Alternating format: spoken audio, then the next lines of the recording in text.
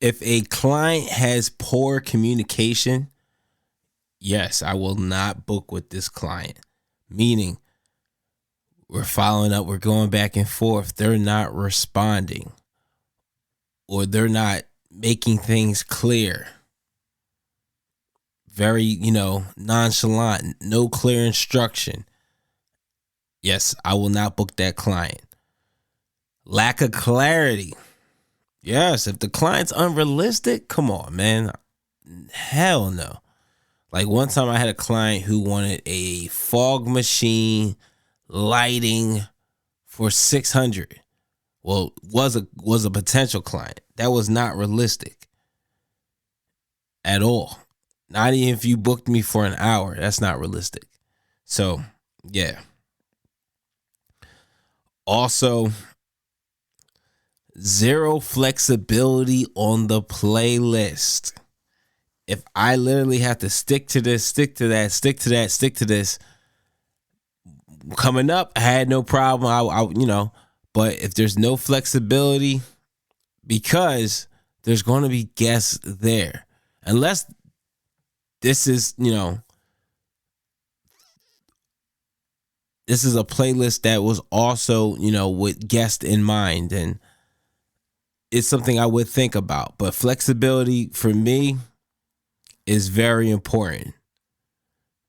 Super important. I don't want to be DJing, oh, you only can play this playlist and that's it.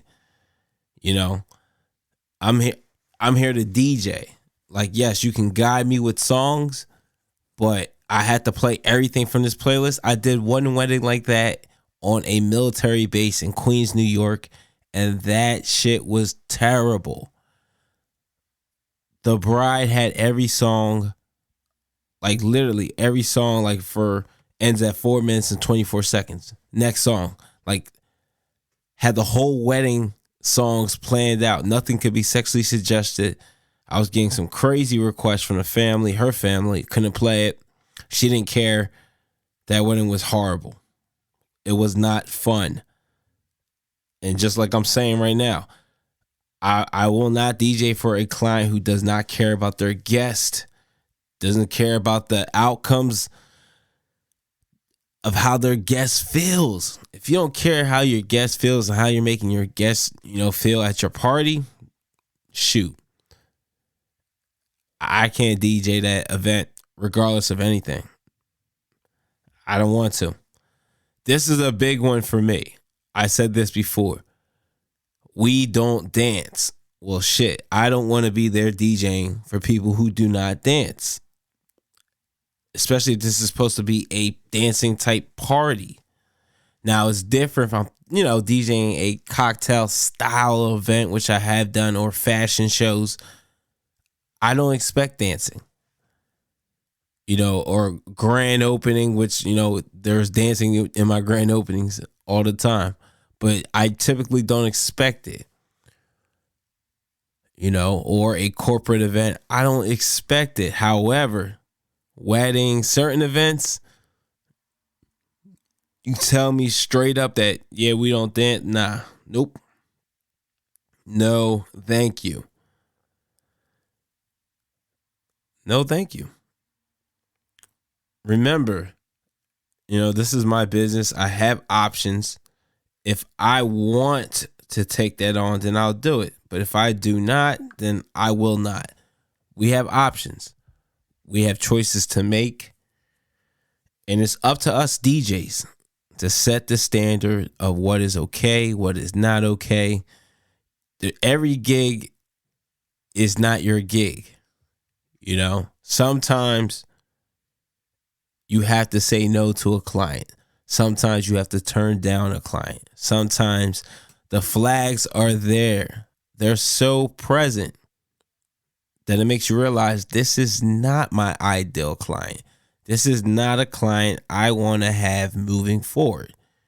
Take, for instance, you have a client where maybe you are starting out and you charge them $100 an hour.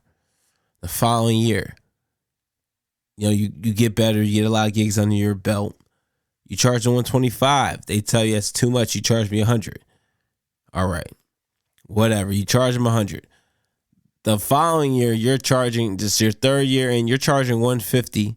Say you're doing massive events, you're DJing high level events, you've gotten so much better. You charge them $150, and they're still telling you, hey, you charge me $100, like that. And there's clients, there's people who will do that. They will do that. That is not an ideal client. You have to let that client go. Because guess what? Another client will replace them. As long as you're seeking, you're putting your work out there, you're promoting yourself, another client will replace them. But that's a red flag. That client is not willing to be flexible and be reasonable with you and your service. You know, they're literally saying, oh, you cannot charge me more because you start off at this rate, which sounds super crazy. That's like saying they work a job at a certain pay or salary. Oh no, well, you accepted this pay, so you only can get paid like this for life. And you know, people would not be having that. All right. So DJs, again, I appreciate y'all. Much love and support. Let me know. What are some of your red flags that will make you not want to book with a client? Talk to me. Make sure you download the podcast, subscribe, go to the Red Circle account, type in We Create the Vibe, subscribe to the podcast, sign up. All right. We have an exclusive membership sign up, very cheap. Make sure you sign up to get some exclusive insights on how to level up in the DJ industry. As we're signing out. Peace, DJs.